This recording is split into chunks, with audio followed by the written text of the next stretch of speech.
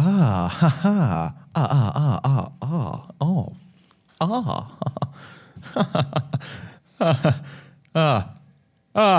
Welcome back to another episode of the Angry Turtle Podcast. We have a very special guest with us. Let me try that again. Yeah, one more time. Welcome back to another episode of the Angry Turtle Podcast. We have a very special guest with us this weekend. Ooh. Oh, you want me to? Come on, everybody. Come on. Throw me on the spot. Michael Dowd. Michael Dowd, baby. Yeah, woo. I believe the Dude, it's great to have you on, man. world's Thanks for coming and joining. Yeah, sorry that we just murdered that whole intro. We could do it again for you. I always murder my intro. I'll do anything over again. I'll do anything 1,000 times at least. Well, we definitely appreciate you coming on the show, man. taking your time. I guess we're going to start hitting you with the hard hitters. Them heavy hitters. Yeah, I hope you're up and ready for this, because I'm not. I didn't sleep all night waiting for this. You too? Actually, same. Same. the notorious Angry Turtle. Yeah. I guess I want to ask you a few questions. Your mom wanted you to be a doctor, right? And you ended up being, your father was a fireman. My father was a fireman, yeah. So is that what inspired you to end up being a police officer at the very beginning, or you think it's the Irish tradition, or what? No. It was a job. It's just a job. There was no inspiration.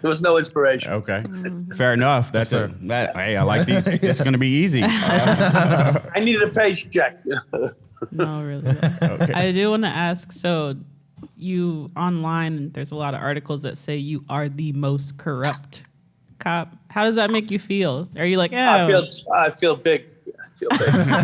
honored? I mean, if you're gonna be corrupt, you might as well be the most, right? I mean, If you're going to go big, yeah. Yeah. I mean, Yeah. What okay, kind I'll take it. You know, they give you a name, you go with it. You know? Yeah. That's never mind. I'm not gonna say that joke. Yeah. Do they give you an award every year for that, or is that something that they have a meeting every year to go over who's number one. Okay. I'm just All making these sure. years you're still doing it. Yeah. The guy who comes in 6, like, crap, I thought I'd have it this year. Yeah, it's not, sometimes I lose my top ranking, but I usually somehow find a way to get it back. That's good. That's good. The process. That's how we're going. That's how we're going today. So, what year did you join the police force? 1982. Oh, wow. Everybody's Yeah, saying, you wow, guys weren't born. You guys weren't born yet. Yeah, I was 85. I think I'm 92. the only one that's in the 80s. Yeah, I wasn't born yet, but so It's legendary. It's legendary time. The 80s were legendary. Yeah, I was like, oh. heard Okay, that wait, shit. and you were in the 7.5 when you first started? So you go to the academy, and I was assigned to Queens in like 114, 110 location, which would be Astoria, Jackson Heights, Corona, that area. Oh, okay. Actually, I did want to ask you a question because I've been using this term a lot, but I only know what it means because I Googled it. But it's supposed to be New York slang, if you will. That's what the Google search said. I've been using the term mook a lot, and then Google says it's just basically slang for calling someone a dummy. Is that accurate? Okay. Yeah, that's He said it. I'll go with that. Yeah. There's a lot of terms that we create in New York just on the fly, so it could be anything. That's fair because I was saying that for a minute, then I was like, this could be racist. Yeah, yeah. Everything could be. So Yeah, English could be racist. that's fair. We got that out of the way. Yeah. So was there a lot of corruption in the 80s in the police force with the drug culture going around? I mean, there's a lot of... So the simple answer is yeah. But the fact is that, most guys, we're pretty honest. I mean, it's hard to be honest in a dirty world, right? Mm-hmm. I mean, the world was dirty. Everything was dirty. I mean, drug money was the driving catalyst of the economy in the 80s. So, I remember George Bush said he went after the money laundering in drugs, and the economy went to a fucking depression. So, so good move. I don't know. Yeah. So when you joined the police force, did you have all intentions at first to be like a good cop, or did it just kind of transpire once you got in there? You got influenced by everything going on around you? You know, I'm a greedy motherfucker. Okay, so let's be. I love this guy. I mean, so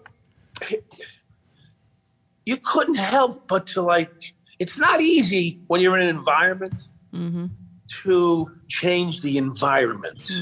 Yeah. So if you have that little like 49, 51 today I'm bad, 49 today I'm good, you could end up in a path that's gonna, you got to take advantage of shit, and it was there. And I saw it, and I like to use the words, once you dip into it, it's rewarding, so Yeah. money's good. I mean, I'm sure you can't. I don't know if you can get to the fine details with shit, but I was wondering, like what was your first experience of the temptation of crossing over to being corrupt?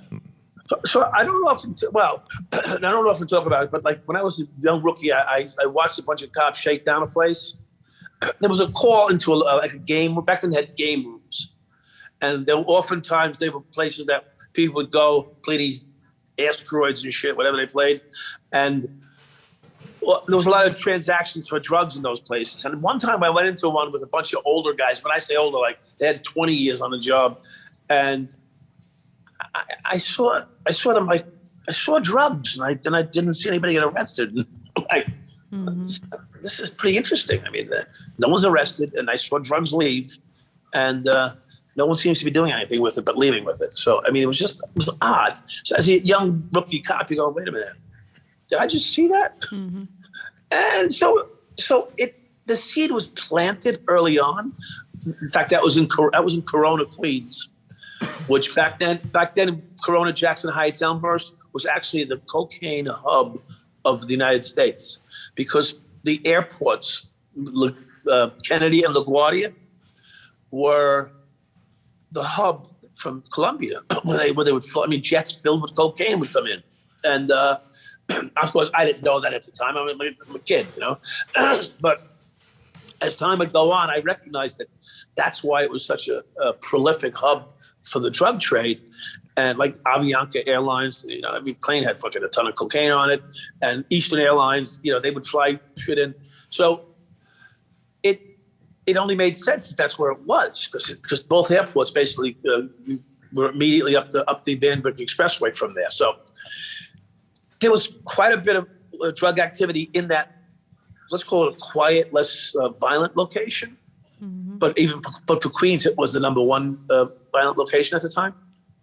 And so I was exposed to that early, but really didn't know what it was. So it was interesting. Yeah, I think it's cool how you talk about you saw some behavior and then you went to internal affairs and you kind of felt like everyone was against you for doing that, and like how that culture changes things, where it's like, okay, if I do the right thing, now everyone's coming at me, so let me just make some extra money on the side, and if no one cares, then I'll just keep doing it. Yeah. Yeah, well, so in my own defense, or not even my defense, in the defense of the department, let's say, that happened after I was already corrupt. Because to be honest, because I don't want to lie, because I can't remember everything. This phone never rings, by the way. It's just Frank. It's a house phone. No one calls. Yeah, no one uses house phone. Yeah. I don't know why this one. Get rid of that thing. Yeah, get rid of it. He's had it since the 80s. You're on that cut cord. I don't know how to pick the button on it. I don't even know how it works. Oh, it's okay. Yeah, but so to be fair, I was already corrupt at the time. But so what happened was I had an awakening, and not because of that, because I had just had a baby, and I'm like, Jesus Christ, what am I going to do? I can't continue on. I know the numbers aren't good when you continue doing acts of corruption, and I said I got to stop, and I had. And they actually transferred me away from 7.5 for what they call a summer assignment, because they said this guy's got to cool down or he's going to. I mean, can you imagine the approach was just shift him away for a while? Yeah. Get him the fuck out of okay, here. I get it. I'm listening. I get it. In fact, my inspector at the time, actually a very nice man, he says, "You guys are a little burnt out." Could you imagine being 3.5 years on a job? You guys are burnt out. We're going to send you to Coney Island for the summer. I'm like, now, of course, you're pissed off. You're losing your assignments. You're going to Coney Island. Of course, Coney Island was rolled up sleeves, open down to here, the shirt, and suntan oil. So it was hell.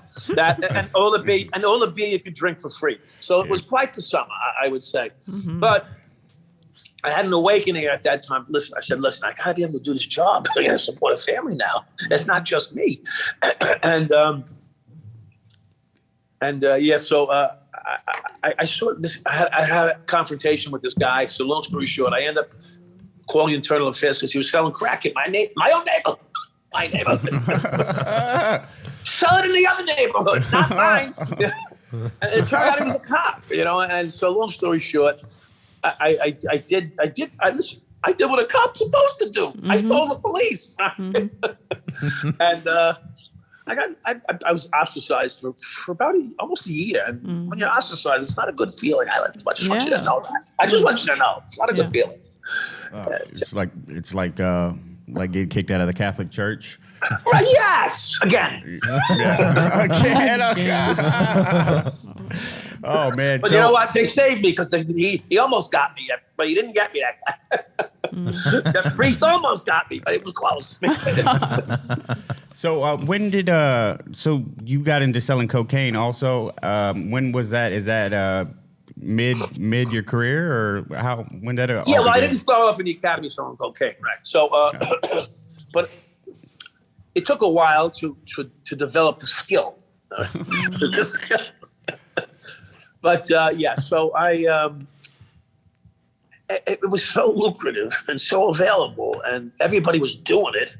So, I mean, if you're gonna have a friend of yours snorting cocaine, it might as well be the best cocaine, right? Why would you want him? Why would you want him snorting cocaine that's 70% when I got 95% pure? It just doesn't make sense. So I feel the need, and of course, I'm half joking about it, but the reality is. There's money in it, and who better to deliver it than a police officer? It's perfect. It makes perfect sense. See, but I bet it was hard to stop though, because once you start getting, I think you're talking like 50,000, 60,000, and then you're like, I want to be good, but this money though, and my family, and these things I have to pay for, and it has to be an internal battle. Yeah, like why stop? Well, yeah. So yeah, of course. Anybody that would tell you that once you get involved in that kind of stuff, your whole life changes in many ways, right? But the reality is, I was addicted to doing it, not the cocaine per se, but the whole getting away with something, the whole being the guy, Excuse me, I have a COVID going through, I think. John just had it, so it's coming through. Fucker. No, he's trying to take you out. Yeah, we were in the car together for 10 days, so who knows? In fact, we're supposed to be in Florida on today, and I'm obviously at home in New York, and he's in Jersey, so we had to cancel a trip. Oh man. Yeah, I seen you guys down there at in the penthouse, living it up, top floor. Was that in Florida? You guys, very nice place. Or at least the patio was. I did see the patio. The patio was like a runway. I mean, it didn't end. Like, holy shit. You could actually sprint and do a 100-yard dash from the patio and still not finish. Who needs so much patio? Yeah. Yeah, I mean, it depends how many people you have, right? Yeah, fair. Yeah. You got some hard hitters over there, Lauren. I see you got some notes over there. Well, I've been trying to read it the whole time. Ask one more. So I know you and John Aite are like partners, but how is that? Where before, I mean, I'm sure he didn't respect you and was like, So how is it now being business partners with him and working with him, telling stories, maybe? You know what it is? It's odd because behind every asshole, including myself, is usually there's some goodness in somebody. Oh, okay. And John's a really good person. Yeah. I mean, don't get him mad. Don't piss him off. But he's really a good guy and trustworthy and direct. And we don't really play bullshit games, and I mean, it's hard because in some respects, he gets attacked constantly by that whole gaudy fashion, and I get attacked by every police officer. But the fact is that the experiences that we both have had make us sort of like a unique combination. I was the cop, he was the gangster, and everybody knows this term. It's very close, slippery slope between me and a cop and a gangster, right? Well, here you have it. I turned into one, I guess. That's what I'd say. Like because it's right. Cop. You're right on the edge all your life, right? Yeah. And then once you take that, I mean, you got to know about it to deal with it. So once you deal with it, sometimes you end up wearing it, like me. So. Makes sense. So now at your age, do you still get shunned by the cops? Do they still give you flack? Are you out? Or are you on the end still? Yeah, no, you're never on the end once you're out. But I'll say, so it's very difficult, more for me as a person, because I'm embarrassed that it happened and that I did what I did, right? Well, I'm not proud of any of it. Of course, I make light of it because I got to live a life. I can't sit around here. What the fuck did I do? It's over. I did it. I did my time. You try to move forward. Some guys they just want to, everybody wants to look for someone to put their knee on their neck so it's not them. And so I find that quite often there's a lot of talk until you meet somebody. In fact, I was out at a location about 3 months ago, and the guy I was with ends up speaking to a guy on his left, old timer. And he was telling this guy a story about me sitting on the other side of him that never happened, right? Some guys, they went on a fishing trip with this guy Dowd, and they never returned. They're still looking for them. And I'm like, really? Yeah. So I guess I took people on a fishing trip and they haven't returned yet, says the guy. Yeah. So now my friend in the middle goes, well, meet Mike Dowd. He goes, oh, I didn't know that. I said, here's my license and registration. You know if I can believe me? So anyway, he goes, oh, wow, you seem like such a nice guy. Yeah, I said, but don't go fishing with me. You'll be okay, So yeah, that's I mean, no fishing with Mike Dowd. Yeah, no hanging out with tigers with Carol Baskin. Mm-hmm. So we're good to go. Check those off. Yeah, I like fishing though. Me, yeah. I mean, I like one. I've done it twice. No. Yeah. Sounds like it's been adventurous so far. Those 2 times. Yes. Yeah. Just let's not go fishing. I like to do it barehanded. Oh yeah.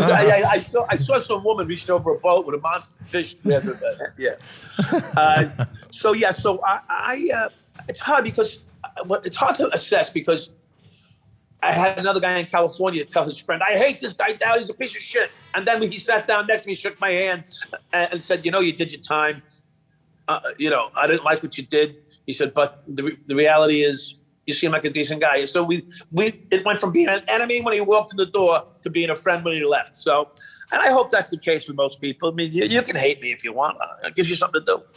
At least you're real about the situation. Yeah. You're not trying to make excuses for it. You've owned it. You accepted it. You did your time. So, I mean, what else can people? I mean, they can say what they want to say, but yeah, we all make fucking mistakes. I almost die going down the stairs every day at my house. So, Yeah. Somebody keeps putting Legos at the top of my stairs. I can't tell who the hell it is. Sorry. Yeah, a Lego is way worse than a bullet. Let me tell you right now. I agree wholeheartedly. Oh my God, you can duck a bullet. Lego, once you stepped on it, you stepped on it. So no going back. Yeah, somebody's trying to get a life insurance policy out of my house. I don't know which one. I am Lego now. So. That's fucked up. Yeah, I can't even get past it. I feel your pain, man. Yeah. So, when you were a cop, did you notice there was a lot of mobster activity? Did you bump into mobsters, or was that just kind of a shadowy thing at that time period? So that during that time in the 80s, Gotti was prevalent, right? So mobsters were basically, I don't want to say your friend, but yes. They did their thing. They did it behind closed doors or at night when you didn't see them dump people in trunks of cars. And and it was basically a courteous relationship. So and I had some relationships with guys that were wise guys, and usually it paid out well for me. It was either free meals, free broads, or free booze. So I was good with it. They romanced you. Oh, nice. Well, and then you said you kind of started around what, like in your mid-20s? Kind of started. So I went to the police academy. I was 21. Mm-hmm. So by the time I became corrupt, I was 21 and a half. No. Just rolled out ready. No, I started out corrupt. I went to the police academy. So I would say I was probably 24. 20, okay. Yeah. So let's maybe 23. So it was like a year and a half, 2 years. I had enough. It was like already, this is ridiculous. And being good for what? Yeah. What's the reward here? For what? I was making $22,000 a year. What's the reward? Yeah.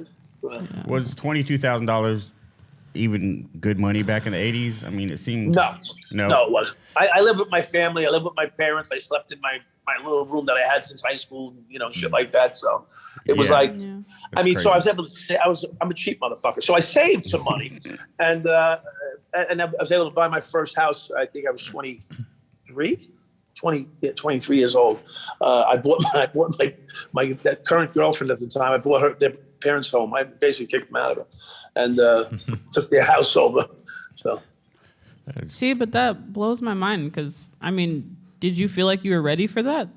To be in, like the hardest area and you're 22, 23, 24. I just started shaving for Christ's sake. Of course I felt like I belonged there.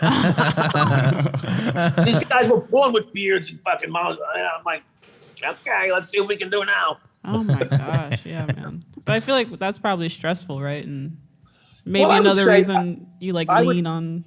Yeah, I would say the word stressful, like that's the definition of, walking into a strange world and not really knowing your own self, I mean, you're 21, 22 years old. What the fuck does anyone at 21 or 22 know? Yeah. I mean, you guys stay home till you're 50 now, right? Yeah. I'm still at home. I think it's my mother that's putting the Lego upstairs. I'm making light of it. But, back then at 21, 22, you just start getting ready to have kids and marry, Today, it's like 35, you're so young. What are you doing? Yeah. I'm from that time. I had mine at 17. I done popped my first one out at 17. Yeah. I waited a couple more years. I did 19. Oh, yeah. See? Yeah, there we go. There's Irish in you. No. Oi. You guys practice. You guys are Catholic practicing the rhythm method, right? Yes. Oh, yeah. Every day. Was there two of my siblings? Four of us are less than a year apart, so they practice the rhythm in my house too. Yeah, and I'm the youngest of 12. No breaks. I'm the oldest of 2. No breaks. I used to hang my sister up by her underwear on the doorknobs and shit. That was fucking awesome. I was the man. You have a question for me? The man. Yeah, after my dad left. But but I actually did have a question for you. Like, what was the time for you where you're like, oh, it was getting getting a little overwhelming for you. Like, oh, this is becoming too much for me right now. Like, I don't know what the hell I'm gonna do. Or like, did you have a moment like that? Oh yeah, several. Yeah, a couple. So I ended up going to the farm. They call it, right? So the farm is where you go for rehab. And I ended up checking myself in one day. I walked. It's a funny story. So it was day after St. Patty's Day, right? It's the 18th of March. I couldn't find my shit. I couldn't find my gun. I couldn't find my handcuffs. I couldn't find my badge shield. So I walked up to the desk officer. I had 2 guns. I put my service revolver on his desk and my ID card. I said, I gotta go away. So they look at me. They go, what? So I didn't know, but they were behind the scene. They were pushing for something, They were setting me up all along, like the best that they could, because they were monitoring me. I had just left psych services the week before, so they sent me to psych services the week before, and so I knew like the walls were closing in on me. So I wasn't paranoid, unrealistically. I knew it was coming. Mm-hmm. So I checked myself in. I went to what they call the farm for about. I ended up there 2 years. So 2 years of my career, I ended up in what they would call the rubber gun squad. Which means what I did paperwork. What the fuck is a rubber gun squad? Stop it. What the f- They call it the rubber gun squad. They took away your gun and gave you a rubber gun. They give you a show gun, a show pistol. Yeah. Guy, take this dildo. No. Like a day billy. Billy. No. So basically, I was relegated to paperwork for about 2 years, and then because I knew it was the pressure was high, I was losing it, and I don't mean losing it like crazy, losing it like shit's coming down, and I don't know what to do. And so I ran off to a rehab, and they said, okay. So some of the people knew why I did it. I mean, clearly, and some of the confidants in these rehab places, which were also police officers, were like, okay, now if you just be good now, whatever's behind you, like think about it, right? Whatever's behind you is happen. If you just be good now and go forward and don't do anything wrong, you might make it through this. So I did that for about 3 years, but not really. You know what I mean? Yeah. I was still buying kilos, but not on duty anymore. Big difference. Yeah. Yeah, it's way different. And that is an improvement. And not the patrol car because I didn't have it. So, hey, it's just in your personal. That's fine. I made some major changes. So okay, I couldn't give up the fucking money. It was just too much. I know your last partner is the one that turned you in and ended your. Your reign. Yeah, your reign. Yeah, but like, how many partners did you have that were just kind of like, I mean, if he just gives me a little bit, I'll take it. Well, so that's really sort of not how it works, but. Okay. Yeah, but eventually every partner I had, I corrupted, or they were corrupt. Well, because everybody likes money. It's a matter of how it works, Yeah, and so the partner that I actually worked with before I got arrested was not Kenny, the guy that put the wire on and had me arrested. He was not my last partner. Oh. Yeah. See, the story's convoluted. He was retired. This guy was retired, living on Long Island in a modest home, but paid for by the money that we earned, side money. And he was getting a 3/4 disability pension for the rest of his life. Damn. Right? Because he broke his wrist. Anyway, so the partner that I was with at the time that I got arrested from the setup by the whoever was involved, he got arrested also. And he was actually arrested for murder prior to he's the only so he was the only police officer at the time ever arrested for murder. Wow. And charged with murder and put one on trial for murder and won, by the way. So yeah. So no one wanted to work with him and no one wanted to work with me. You. Okay? Yes, sir. Is there an unwritten we were rule? match made in heaven. Yeah. Is there an unwritten rule in the police precinct, or was it just you and your partner? Like, hey, you keep this on the hush, I'll keep this on the hush, or was there like groups, like people that you could trust inside the precinct, or how did that work?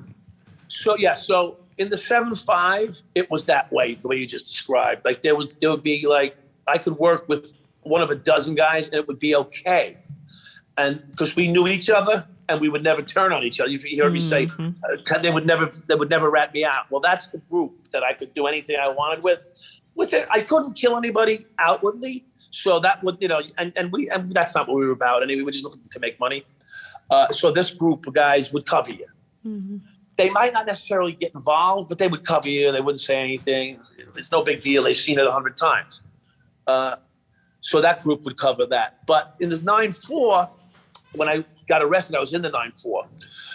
It was a different dynamics. They were all fucking old. They were all getting laid all day old. So they were interested in getting laid rather than making money because they had a nice gig. It was a nice place to work. It was an easygoing place, and a guy like me was like sort of upset their apple cart because they had a nice thing going on and they didn't want the attention. So I ended up with the guy that had the murder charge. It was perfect. And so it was at that point it was just between myself and him. Yeah. Wow. That's crazy. So how did crack change New York? Did you see like from cocaine to crack? Did you see like a deterioration of the city, like with your own eyes? Was there like everywhere you see, you can start to see the results of that, or what? Yeah, I mean, so coming out of the 70s was no great shakes either. You know, the 70s was heroin, was decimating the ghetto, and so the transition from heroin to crack. There was a brief period where things weren't so horrific, but crack was like, I mean, if you watch a hurricane come in or a tornado, that's the difference between, you know, a community that's, let's say, dissolving opposed to being wiped out. That was the transition was incredibly quick, and you could see the people they just fucking fell apart. Like it was the AIDS epidemic. It was, I mean, people walking around with holes in their skin. I mean, it was horrific. It just, neighborhoods went from being fully occupied to empty within a year and a half. It was just insane. Yeah. Just insane.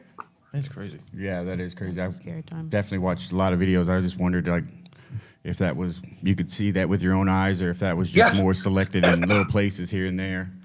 You know what? It's funny because even in East New York, there were some decent places because people lived there to go to eat and to even spend a little time if you wanted to. But by 89, 90, your teeth would be stolen out of your fucking head. I mean, it was off the rails. It was just ridiculous. I wonder if the AIDS epidemic was like the coronavirus, where like, sorry, sir, you can't come in here without a condom. I'm out of that. Sorry, I had a bit. I had to say it. That's super. Wait, was that a double entendre? What do they call it? Yeah. You can't come in here without a condom. That was a swing. That was a swing and a miss. That's super interesting, I would say. Like, when did how did you and John's paths cross? Like, did you guys know each other beforehand, or did you just know of each other? Yes. So here's the funny thing. John knew my partner, Kenny Urell. Oh wow. Oh, wow. The guy that set me up. They grew up like sort of in the same neighborhood. So Kenny had several brothers that were around the same ages too. So they knew each other. And funny story. I people don't know this, but Kenny actually had a fight at one of John's bars one time. He actually punched a woman in the face. He's such a bitch. he punched her. And she might have deserved it, by the way, because some women do deserve it. I'm just saying. I'm not saying I advocate it, but you know, some people, you know, they overstep their bounds, whatever. But he was in one of John's bars over on Woodhaven Boulevard or something like that. And he knocked out some girl. So that's Kenny. But anyway, so John and I never crossed paths. But it's a funny story. Is that one of the locations that I was going to shake down was his location, and I was not aware of it. And when I went to put some pressure on the location, Baron Perez, one of the guys in the documentary that's in black, you don't see him. He said, "Mike, you can't shake that place down. That's Gotti's place." I said, "Oh." I said, "Oh, okay." So I did. Yeah, rules. Yeah. I didn't want the beef. Mm-hmm. Although I did have a fight with 3 guys from Gotti's crew, but I didn't know who they were. So, you know, but it was a mess. It was a mess. We all ended up getting stitches. Yeah, I actually fell on a bottle. It was a party. It was a party table. You know how they use pickle barrels and put a board on top of the pickle barrels and use it as a table? Yeah.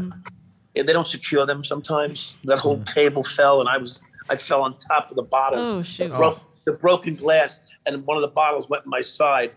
It was the debacle. To say, then I thought they stabbed me. So out comes the guns. We were going to shoot each other. It was crazy. Oh man, what a time! So did you actually get the cocaine from seizures that you did, or did you actually have a plug, or was it a so there was combination of times both? when I found some. Like one time I found Noriega's cocaine. It was very exciting. It's very exciting. I almost got killed because I went back to get more. You know? I gotta turn the fan on here. I'm fucking dying. So do it. We don't have no AC in here. So we feel your pain. I have the AC here, but it's just not doing anything. Wyatt's over here with he doesn't want to give us AC because he said right? he charges extra for that. He's slowly funneling gas into this room as we speak. Yeah. Sorry. No, that's fine. It's fine. We just wing it anyway, so we're easy going. Hence the joke I just told. Yeah. I missed the punchline, but I'll take. It's okay. That's most of my comedy. I don't write punchlines. I'll tell you a funny story to my friend, my lawyer. One of my lawyers. I have 7. This lawyer. Sheesh. For different things, different problems. Anyway. Different problems. Yeah. This one lawyer friend of mine that I hang around with, who's a 30-year sober AA member, he's making no money doing the law because he does evictions. Could you imagine? He does evictions, and you can't get evicted during COVID, so he's fucked. Anyway. So anyway, he turned to comedy just now, and so half of the shit I say to him, he's writing it down. He's got a whole skit. He's got a whole skit between the cast and characters that come into his law office because there's no work going on there. So we go in there, we hang out, we talk bullshit, and he's got half his skits based on me and 2 other guys. So it's oh, nice. And he's having his first. At the comedy club on Long Island, I forget the name of it right now, but Mike McGuire's or something like that. But so it's comedy pays. I mean, maybe I don't know. Yeah, so he's gonna do his first show. You said, or he's gonna do a first. Yes, his first actual performance. That's awesome.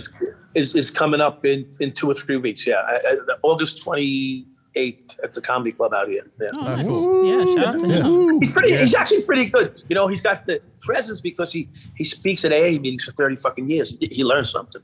Yeah. Yeah, well, we respect all comics, so we want him to do the best. Wish him luck for us. So we just skipped on Noriega's cocaine and shit. What the fuck? Let's not do that now. Come on now. So how did you just stumble upon that? You get a tip? You get how did that all transpire? Yeah, so we stumbled upon it. Yeah, so it was actually one of the most exciting things you'll ever want to see. So this kid robs someone from, back then, Kango hats. I don't know if you know what a Kango hat is. Yes. The Kango hats were really big. And so this kid robs another kid with a .357 Magnum for his Kango hat. And and believe me, there's no reason for this kid to do this robbery because when we finally hit his house, it's like, you know, it's a ghetto house, but it's filled with brand new furniture and shoe boxes that went from the floor to the ceiling. Anyway, so I said, "Oh shit, there's something going." So we chased him in, and the kid was slick. He wouldn't open the door. I had to threaten him. So we're gonna break it down here. Clancy's coming. Surround the building. You know. You better let us in, or we're gonna call the cops. Anyway, so actually he didn't let us in. The prick. The neighbor down. It was a 2-family, and the neighbor downstairs let us in. So now we went upstairs and into this guy's this young kid. When I say he's like 18 or whatever, went into his apartment, and we realized that something's going on here. This is not right. So me and my partner ended up venturing into the basement, and it's a 3-story home, and we go downstairs. There's a triple beam scale sitting there. You might want to put your triple beams away so if the police show up. Mm-hmm. So downstairs is this triple beam scale and like a big jar of mannitol, the cut that they use, right? So I'm like, this is a little fucking odd. So I mean, I'm a little nosy. So I pull back a curtain because there's no closet doors. I pull back a curtain and there's a briefcase. It's about this thick and this big, and it's heavy and it's hard. Like it's so hard that I had to get a hacksaw.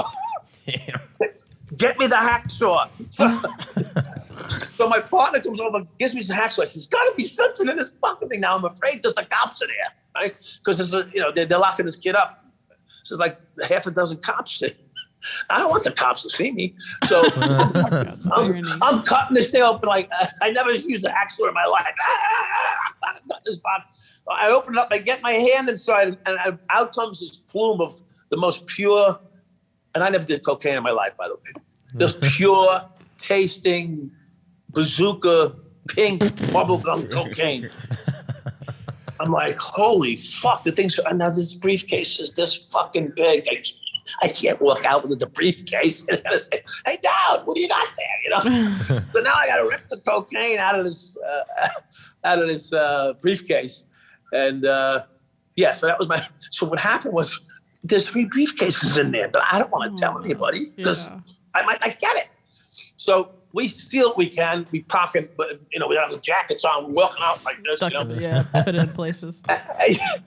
And then, finally I had a jacket on. Usually I have my summer clothes, nothing. I had the jacket this time. And so we walked out. And we went right to the bodega. The guy tested. He says, "This is fucking pure as fucking gold." This is really. Anyway, so I don't know what to do with it. Back then it was $28,000 a key. So you figure we did it right there. So I said, you know what? Let's go back. We get in the patrol car. We go back to the fucking location. There's a fucking limousine pulled up with 4 guys standing out, like with their machine guns under their jacket, like this, looking.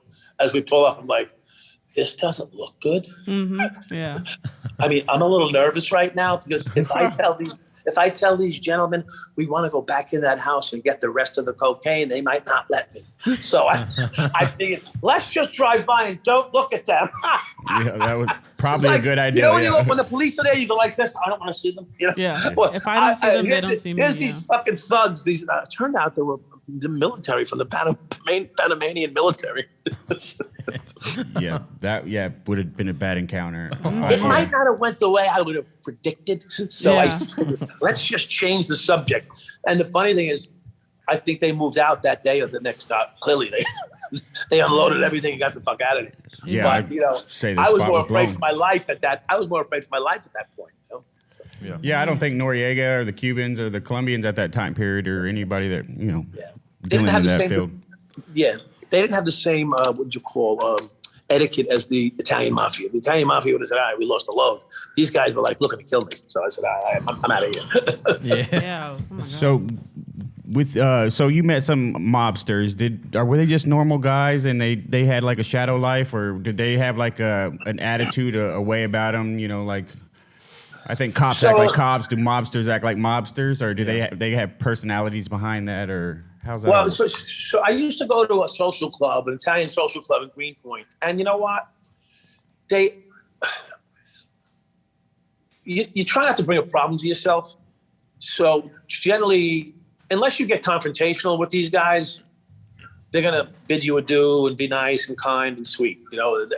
That's just how they are. But by the way like everybody has a bearing, right?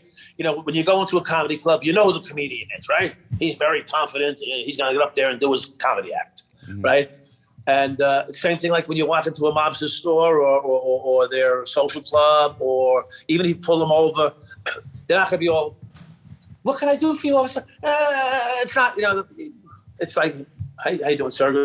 Is there a problem? It's just the way you approach things and the way you handle things. And that's how you would know by their bearing. Does that make sense? Yeah. So they don't wear a button. I'm in the mafia.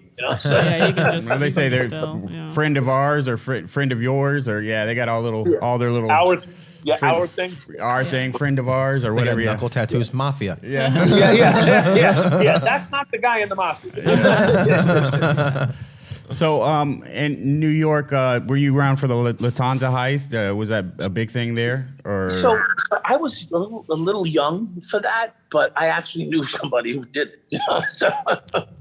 So my neighbor was involved in that back, in the late 70s, I believe it was. Because I was a little young when that happened. Yeah. Mm-hmm. So I don't speak to it often, but I know of it. In fact, the head guy was Jimmy Burke, the Irish guy. So my own blood.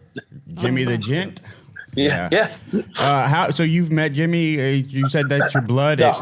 Okay. No, I never met him. I don't know him. John's friends with his kids. Yeah. Oh, nice. I heard he was a bit of a psychopath at times too, but yeah. I guess you gotta be a little crazy. You gotta be a little crazy. Yeah. I mean, I guess if you're in that line of business, you don't want to be soft at times. No, you have to be willing to risk your life every time you do something. So.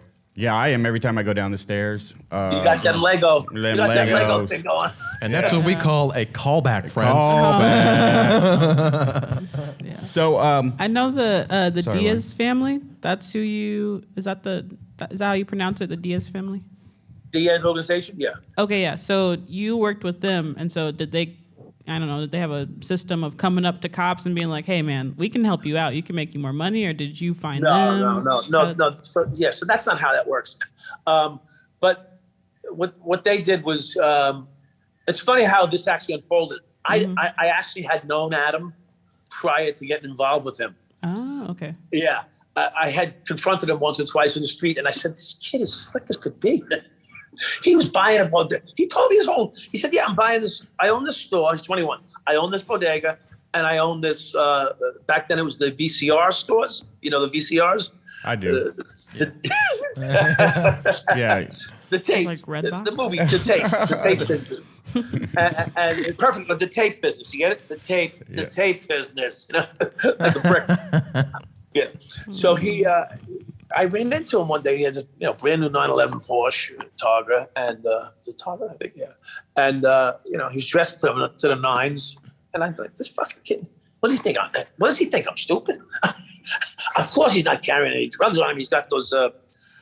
Back then, like the parachute pants, the silk, like yeah. Like the MC Hammer pants. Yeah. Oh no. Yeah. Of course, I ended up with a pair of them. But anyway, That's fashion. yeah, he was all dressed to the nines and like pretty. He's a cute little boy, And he owns this bodega and he owns this store here. And he says, "I got a couple more stores in Manhattan." I mean, you're 20 fucking one. You don't even speak English. How does this work? How do I get that? I'm not born into this.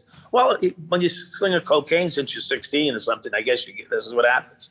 So I ran into him, and then when we had this formal sit down, Barron brings us together to say, "Listen, I got a guy who's got this business," and we knew where all the businesses were that were selling cocaine, because as a patrolman you can see the activity, right? Yeah. But you can't bust them. You just don't go, "Excuse me, stop selling cocaine. You're under arrest." You gotta make it buy. You gotta, it's a whole process. So I wanted to skip that and just get paid. It was easier. Yeah. So Barron brought this guy in, and we sat down, and I recognized him. He recognized me from a previous meeting, probably about 2 years earlier, and so it was like a brotherhood. love at first sight. It was a natural love fest after that, right? So you said Diaz organization. Who were they associated with? Were they Mexican, Italian? Who was? No, they're Dominican. Dominican. Yeah. Back then, the Dominican, let's call it the island, people could come to America from there without much ado, and they could stay for extended periods of time. I don't know all the legalities behind it. And it became a hub. Listen, every immigrant group that came to America throughout the ages, started out somehow in a corrupt way. And I don't mean that wasn't their intention, but it was the easiest way to get your feet off the ground was get into something corrupt, And so the Dominicans would come over, and they had great access and willing. Listen, when you go to prison in America, they're happy, okay, compared to the lives they were living. I mean, if you've been into some of the slums of these places, prison's nice. Mm-hmm. So even if they took the chance of getting arrested, they were going to live a better life in the American prisons than they were in their own countries. So it was a natural thing for them to be able to. I was in prison with a Cuban guy who came over on a raft, was found in Louisiana. From Cuba, he ended up in Louisiana, so he was way off. He said he was the last one left of 7 people on the raft. The last one left. He said one of his friends said he was going for a cup of coffee in the middle of the ocean, okay? He said the sharks were just circling the fucking raft for days. Oh, my God. And now they got no water. They're dehydrated completely, and they all died. One went this one to the shark bait. This one went for coffee. I'm not getting a cup of coffee. I'll see you later. I mean, he's in the middle of the ocean. So when I'm in prison with this guy and in my cell who speaks, no, I say, you speak English? He goes, hola. Like that was all he could say was hola. So not one word of English. So I basically taught him English for the next year. And he taught me some Spanish, pinga, maricon, things like that. All the good ones. And but he said to me, this hotel, that's how he spoke. This hotel. Yeah. In Cuba, this hotel. Wow. Yeah. So that's what their life was brought to if they did something corrupt. Mm-hmm. So it wasn't the worst thing in the world. Of course, no one wants to be trapped. You want your loved ones around you. But that was the risk that they took to rather, the word is you'd rather be in an American prison than where you live. So is that not an easy incentive to be somewhat corrupt? You'd have to think about it, right?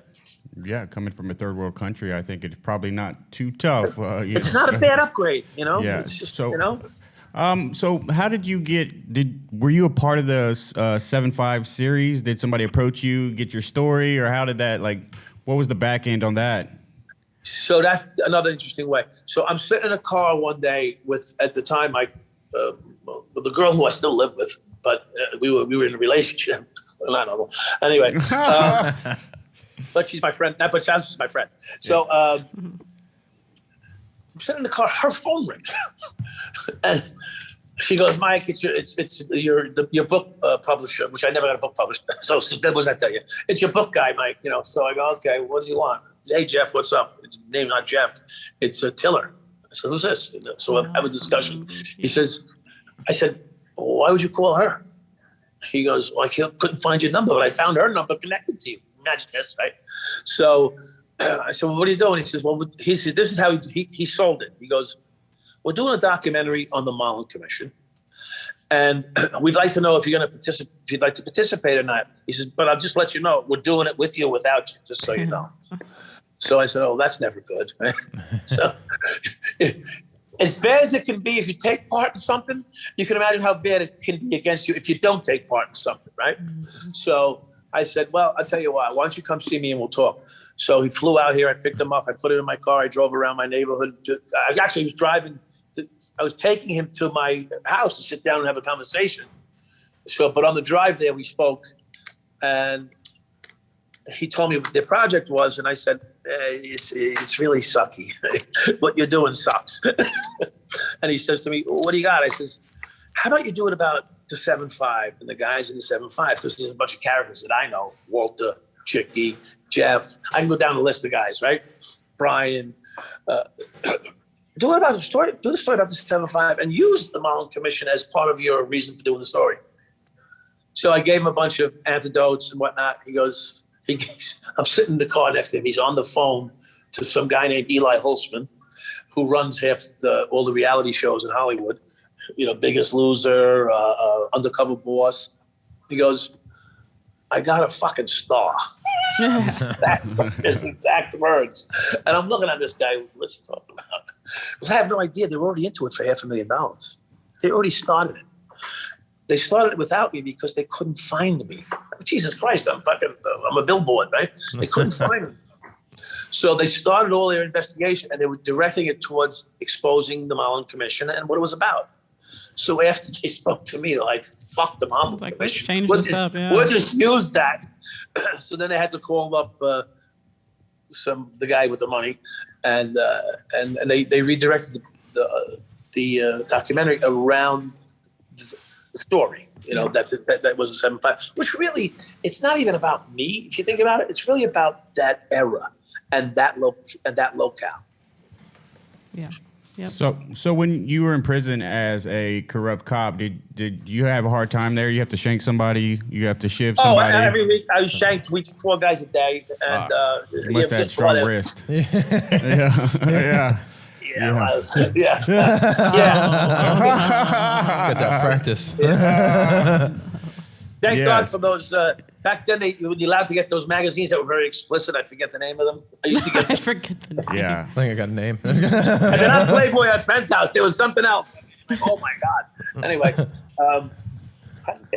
so now you got me wondering. I'm like Hustler. Hustler? I'm Hustler. Larry Flint. They're beyond that. I forget the name of them. That's past my time. They were $30 a piece at the time. Shit. Goodness gracious. A magazine? Yeah. I didn't buy them. Some female friend of mine would send them to me. Thank God. So did you get a hard time in prison, or they put you? So when I got into prison, they rolled out the red carpet. Okay, Ooh. and they said, "Officer, welcome." Oh yeah. We like him. We like him here. Officer, we've been waiting for you. I mean, we're so happy to have a real police officer in the crowd now. You know. Yeah, that had been tough to adjust to. Every day was a mental fuck. Okay, and I'm to be 100% accurate. I never. Well, I shouldn't say never. I went to the mop room 3 times, and no one showed up. So that's a place to fight out of camera view. Right. Okay. So that's a positive. That's a positive right there. So I stepped up. You know, guys pull you out. In fact, I had one big boy. I fucking was scared to death. And put it this way, his name is Big Country. Okay. That's a very good thing. Yeah. It's like when someone's called Big Country, you're not in a good shit. You're not in a good spot. You know? Yeah. Like he lifted every weight on the fucking compound anyway, and he could play basketball for a white guy. I mean, it's figure it out, right? So he had moves. So he had moves. Probably from Indiana. Yeah. He had moves and size, you know. Yeah. So Big Country didn't want me to go in the TV room when he was in there. The word was, you need to stay out of there when Big Country's in there. Oh, okay. Oh, okay. I'm gonna follow the rules here, right? Yeah. So I didn't even know this, but one of my buddies from Long Island said to me, Big Country don't want you in the fucking in the TV room. I said, okay. I said, so what do I do? He goes, you go in the TV room. I said, all right. So I mean, I was pretty jacked. But Big Country was Big Country, and so it was. I just came back from breakfast, and Big Country standing there watching ESPN, they had TV rooms, you know. So, you know, you guys been to prison, you know. So, couple times. So Big Country standing there watching ESPN. So I walk up right next to him. I'm all tightened up, ready to fucking get blasted, or, you know, someone make a move and duck, roll, hit, run, you know. And no knives, no shanking in this, you know. It was gonna be a fisticuffs, a good little whooping, or nothing. So I stood next to Big Country. About 30 seconds later, Big Country turned around and walked out of the fucking room. I said, oh my God, I won again. You got a lot of wins by default. Just a single tear. I mean, I won that one. So yeah. I said to my buddy, now what? He goes, you won. I go, I won what? Yeah. He goes, fuck it. Yeah. So I took it as a win. I'm not going to argue. You know, the default, you won, right? So I took the win. It's like, hey, Big Country, where are you going? Yeah. Please come back. Come on. Yeah. So were you in federal prison or were you in state prison? Yeah, I was in feds. I mean, other than a day or two in transit and stuff like that, you know, I was within the feds, which, by the way, is not the cupcake that they tell you it is. Yeah, I was going to ask you. I was like, everybody's like, the feds is where you want to go. You get all the TV and all that good stuff. Yeah, well, when the early '90s, when who was it? Was Joe Biden was filling it up with crack. Okay, all the crack kids. You know, this is straight up ghetto. You know, it's not like all the white collar guys are in federal prison. No, these guys were street kids. They were fucking. You know, it is what it is. That's the worst of the worst, right? Well, you know, you're talking about low level crack dealers. You know, whoever they are, they're white, black, and Spanish, and they're all crazy, and they live in the street. You know, so it wasn't like they took them out of their Belterre mansion and put them in the fucking, you know, for stealing money with a pen. You know, these guys were robbing people, shanking people. You know, so in fact, we've had people come from state prison into the federal system and go, I thought I was coming to a better place. They'd say, we want to go back to the state joints. And that's a fact. Yeah. So, P.S., it wasn't the country club setting that everybody tells you. I had an experience in jail. I wasn't there long, but it was only 3 days. luckily. Fun? Yeah, so I was like, I didn't realize how many people just walking around with their hands down the front of their pants. Then Yeah. I was like, what the hell's going on? Yeah, it's just, it's a lot of junk holding. They hold a lot of junk. Yeah, it's like, it's not that cold in here. I was like, Yeah. Yeah. Excuse me, why are you holding that? Yes. He's got something concealed. Excuse me, sir. Yeah. I just want to know what's going on. Yeah. That's I don't know nothing about that. I don't know nothing about it. I didn't join. I'm just saying I noticed. Yeah. So you start doing the same thing then, right? Yeah. It's like, well, might as well. Yeah. So I guess since you've been doing the podcast, who is your favorite person that you've interviewed so far? Me. No, I would say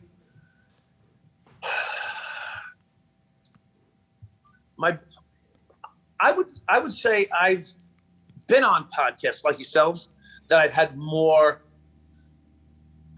fun that way on podcasts. So I've enjoyed that more because actually I tell you, no, I had a good time. I interviewed the guy from the driver of Vito Genovese's driver and Jimmy Hoffa's driver. I interviewed that guy. Actually, Billy Flanagan was retired Nassau County, was arrested, retired Nassau County Police Commissioner. That was a really good interview. But interviewing the driver for Jimmy Hoffa when he was in town, that was for me, that was like historically cool, because he was able to paint the picture of things that we've all talked about or heard about and even maybe read about. Yeah. But to interview that guy was really, for me, it was my best learning experience in that seat that you guys are in right now. So yeah, it was really cool. Yeah. Does he live in Canada now, or is he? Yes, he is in Canada. I think he's in Toronto area, I would say. How old is he now? Goodness. Well, he's 84 when we interviewed him, and he really, his health, like my dad, God bless him, is 82 or 3, and he's up and about. God bless him, But this guy's bedridden, and he's 84, but he gave the interview right from the bed. Oh, nice. So he gave you like personal knowledge about Jimmy Hoffa, all the inside details. That's or at least from his experience with him. Yes. He told us how his behaviors, his mannerisms, and Vito Genovese, the head of the Genovese family, he also drove him, and the one thing in the interview that he said that really was interesting, he said, we said to him, where's Jimmy Hoffa buried? And he said, in the Renaissance Hotel or something like that. This is what this driver said. Marvin, his name was. And I said, well, why do you say that? He said, because when we walked from one place into the hotel, Vito Genovese would say, good morning, Jimmy. So. Goodness gracious. Yeah, that I want to know where Jimmy Hoffa's at. I've been looking too. Yeah, all over the place. I see they were tearing down barns and just like, we're going to come in and tear down the barn because we heard that Jimmy Hoffa's here. Yeah, we got a tip. Yeah. Well, that man, I wish he wasn't so old. I want to interview him too. That'd be cool. Freaking Jimmy Hoffa. No, that would have been fun. I think that would have been interesting. So you enjoying your time doing the podcasting and the movies and everything?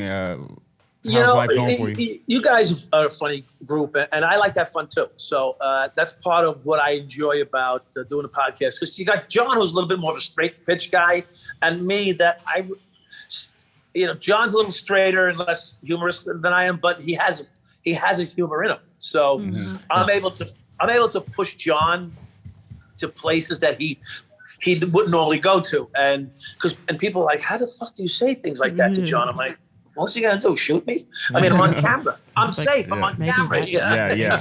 As long as there's no baseball bats. I was proud we got him to chuckle a little bit. He does have a wiffle. He has a wiffle ball bat on set now, which doesn't. Oh, fuck. Oh, nice. I will watch that. I will watch one of you guys whack each other with the wiffle ball bat. That can hurt. Let me tell you, my father hit me with one when I was 6 for stealing a Chunky bar. You know those? Remember Chunky? those chocolate chunk cube candy? I don't. Yeah, I don't. Do you guys? I don't. I am gonna look it up when I get home, though. I come in around the caramel candy, the Welchers period. And the funny thing is, I didn't like Chunkies.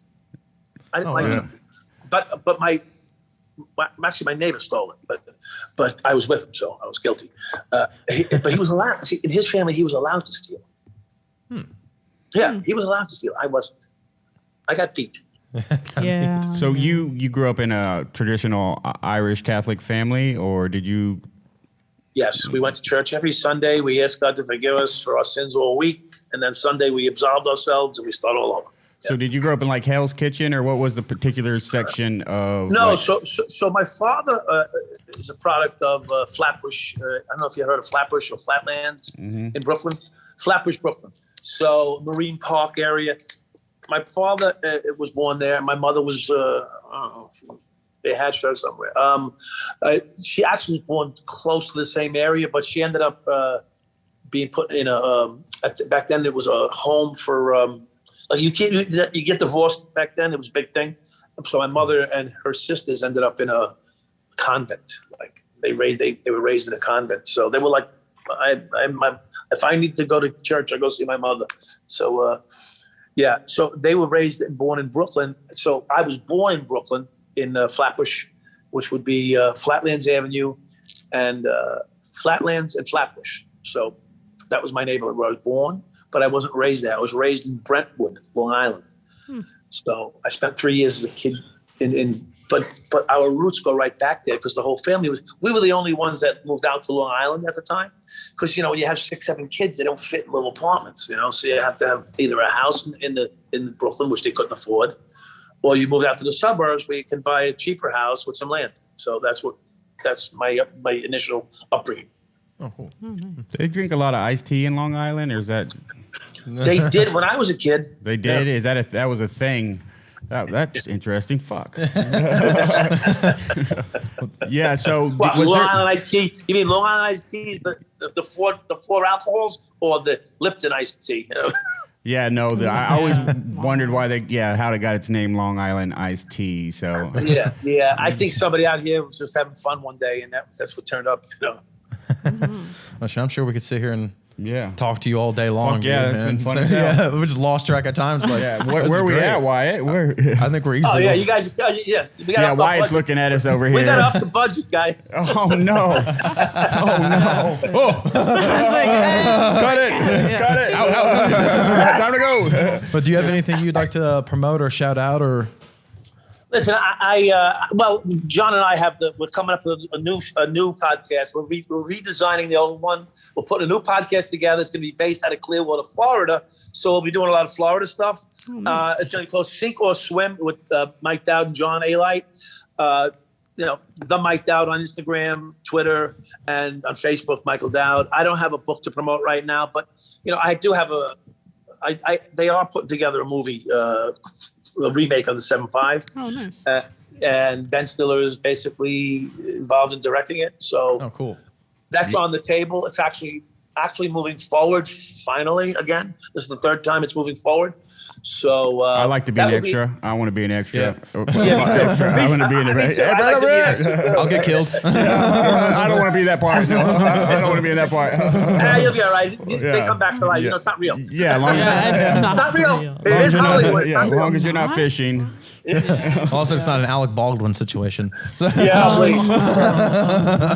Well, this has been really fun. Yeah, dude, I really appreciate you taking the time and coming on and doing our show, man.